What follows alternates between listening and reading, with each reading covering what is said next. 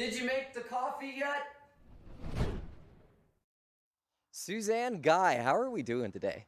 I am doing well. Thank you for having me. We have a lot to talk about. Suzanne, given the most recent events that quite literally happened minutes ago, yes, Right. we have an immense of things to talk about in regard to the pro-life movement. So, Suzanne, I want to start with the history of. Can you give us a brief history of the pro-life movement?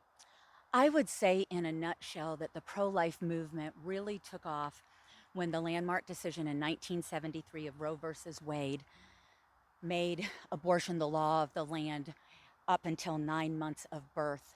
And since then, an estimated 63 million children made in the image of God have lost their lives to abortion. So I would say, ever since then, the pro life movement, even more so, took on a life to try to protect and defend the unborn children.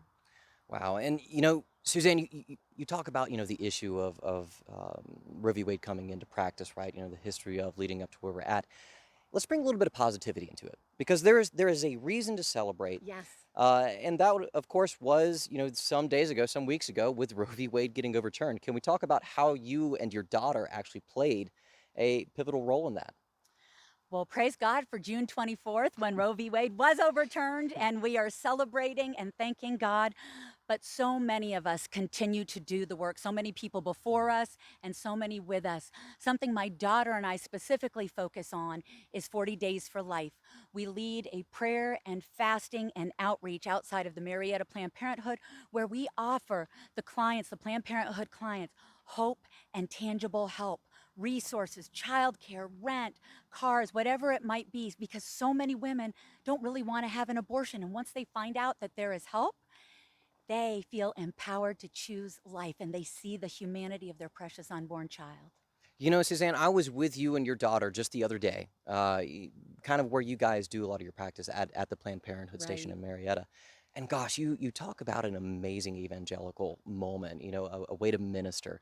It, Yes. it truly was a pleasure watching you guys do your work. Thank you. Well, thank you for being with us. It really is to us such a picture of being the very heart of Jesus, being outside of the Planned Parenthood, offering so many women who are scared, angry, whatever it might be, letting them know that we are here to journey alongside of them, to help them, to offer them practical resources, friendship, compassion, hope, help them to know about pregnancy resource centers where they can get all sorts of fantastic services.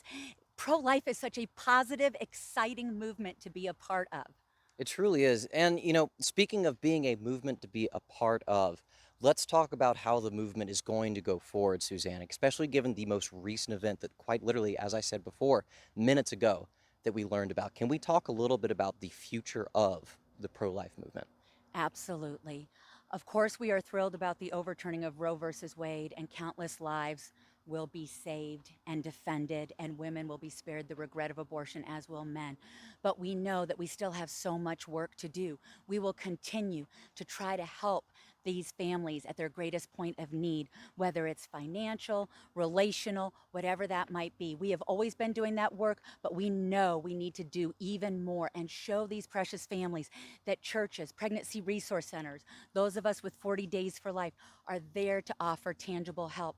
But also, in light of what we just heard, as you and Donna and I met here at this park, that Biden is putting out something where he has done apparently an executive order where he is trying to, as he calls it, protect access to reproductive services, reproductive health care is what he calls it. And I would like to challenge him and challenge others to think, what part of healthcare is abortion? That is a lie. That is a false narrative. Nothing is healthcare that intentionally is trying to take the life of an innocent human being, which is what abortion is. So that is such deceitful language that he is using, and I am deeply grieved that he is trying to put this into place. Suzanne, this is why it is so important for, conservative groups, like the pro-life group to Yes. come together because the left are individuals that are the folks that fall into the abortion category, the pro-abortion. They come together so easily, Yes, and they do. they realize they lost a battle. Okay, we're going to move on to the next. That's true. Things with conservatives, we have to understand that we have to celebrate the victories that we won. We do. We have to celebrate them. But Suzanne, we also have to come in together and get ready for the next battle down the road because it's always coming. Yes, And yes. today shows us exactly what that is and what that looks like. What are your thoughts on that? William, I think that you said that so beautifully. More than ever, the conservative community, the pro life community cannot be fractured.